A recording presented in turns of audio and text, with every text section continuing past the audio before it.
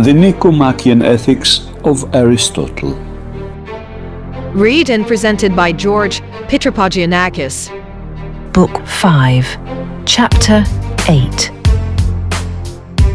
There are people who have a notion that reciprocation is simply just, as the Pythagoreans said, for they define the just simply and without qualification as that which reciprocates with another. But this simple reciprocation will not fit on either to the distributive just or the corrective, and yet this is the interpretation they put on the Rhadamanthine rule of just.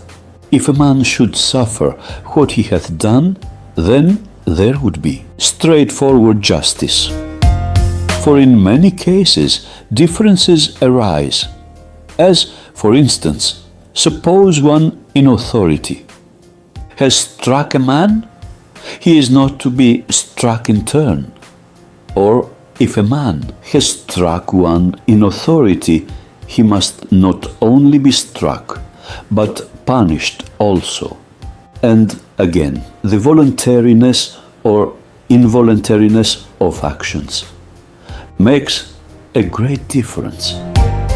But in dealings of exchange, such a principle of justice as this reciprocation forms the bond of union, but then it must be reciprocation according to proportion, and not exact equality, because by proportionate reciprocity of action, the social community is held together.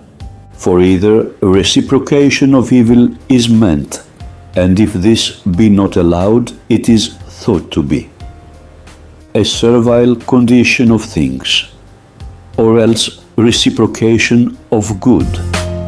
And if this be not effected, then there is no admission to participation, which is the very bond of their union. And this is the moral of placing the temple of the graces, charities, in the public streets, to impress the notion that there may be requital, this being peculiar to charis, because a man ought to requite with a good turn the man who has done him a favor, and then to become himself the originator of another charis by doing him a favor. Now the acts of mutual giving in due proportion may be represented by the diameters of a parallelogram, at the four angles of which the parties, and their wares are so placed that the side connecting the parties be opposite to that connecting the wares, and each party be connected by one side with his own ware, as in the accompanying diagram. The builder is to receive from the shoemaker of his ware, and to give him of his own. If then there be first proportionate equality, and then the reciprocation takes place, there will be the just result, which we are speaking of. If not, there is not the equal, nor will the connection stand, for there is no reason why the ware of the one may not be better than that of the other, and therefore before the exchange is made, they must have been equalized. And this is so also in the other arts, for they would have been destroyed entirely if there were not a correspondence in point of quantity and quality between the producer and the consumer. For, we must remember, no dealing arises between two of the same kind, two physicians, for instance, but, say, between a physician and agriculturist, or, to state it generally, between those who are different and not equal. But this, of course, must have been equalized before the exchange can take place.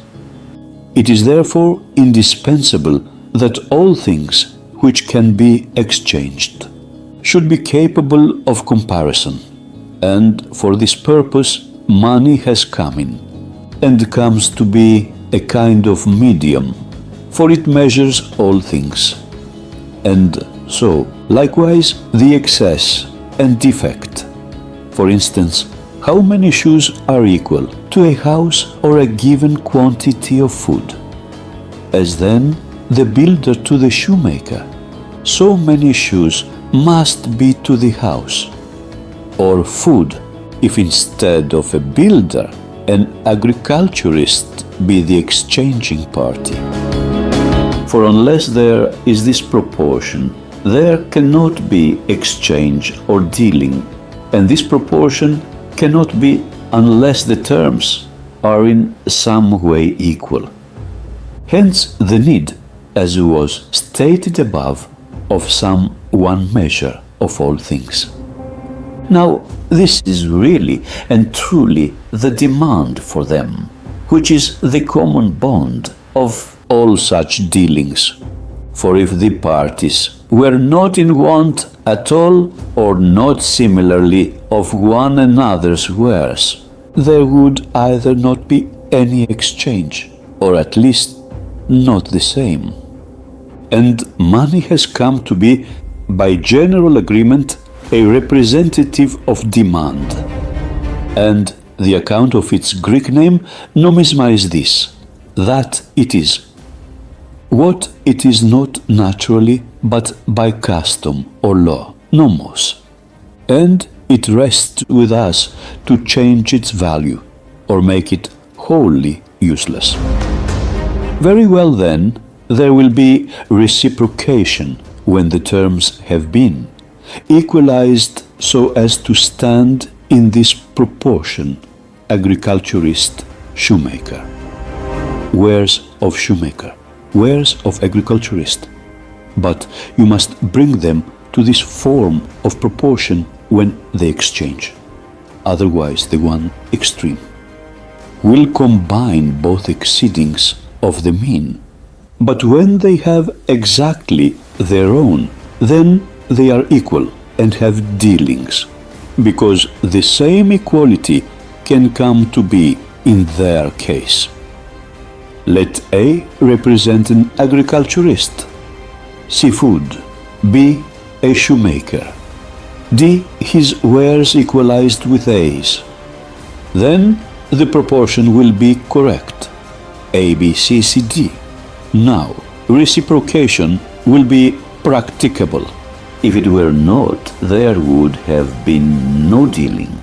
Know that what connects men in such transactions is demand, as being some one thing, is shown by the fact that when either one does not want the other, or neither want one another, they do not exchange at all, whereas they do when one wants what the other man has, wine for instance, giving in return corn for exportation. And further, money is a kind of security to us in respect of exchange at some future time, supposing that one wants nothing now, that we shall have it when we do. The theory of money being that whenever one brings it, one can receive commodities in exchange. Of course, this too is liable to depreciation, for its purchasing power is not always the same, but still it is of a more permanent nature than the commodities it represents. And this is the reason why all things should have a price set upon them, because thus there may be exchange at any time, and if exchange, then dealing. So money, like a measure, making all things commensurable, equalizes them. For if there was not exchange, there would not have been dealing, nor exchange if there were not equality, nor equality if there were not the capacity of being commensurate. It is impossible that things so greatly different should be really commensurate, but we can approximate sufficiently for all practical purposes in reference to demand. The common measure must be some one thing, and also from agreement, for which reason it is called nomesma, for this makes all things commensurable. In fact, all things are measured by money.